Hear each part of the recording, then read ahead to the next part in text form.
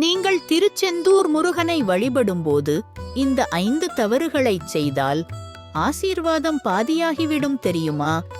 சந்நிதியில் அவசரமாக ஓடாதீர்கள். முருகப்பெருமானின் சந்நிதியில் அவசரம் ஆக ஓடுவது பக்திக்கு விரோதம். அமைதியாக மனதை கவனம் பண்ணி செல்ல வேண்டும். பூஜை நேரத்தில் பேசிக்கொண்டே இருக்காதீர்கள். அர்ச்சனை நடக்கும்போது கிசுகிசு ஆக பேசுவது தவறு. அந்த நேரம் முழுக்க பக்தி மனதோடு இருக்க வேண்டும். வழிபாட்டு பொருட்களை தவறாக வைக்காதீர்கள்.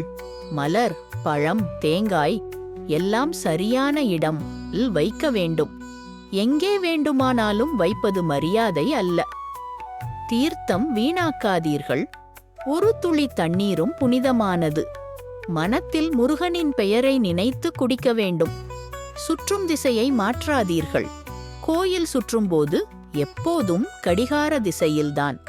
இது பழமையான ஆன்மீக விதி. ஆசீர்வாத குறிப்பு: இந்த தவறுகளை தவிர்த்து சுத்தமான மனதோடு முருகனை வழிபட்டால் உங்கள் வாழ்க்கையில் நம்ப முடியாத அதிசயங்கள் நடக்கும். அடுத்த முறை திருச்செந்தூர் செல்லும்போது இந்த 5 தவறுகள் மனதில் இருந்தால் முருகன் உங்களுக்கு இரட்டை ஆசீர்வாதம் தருவார். ஓம் முருகா.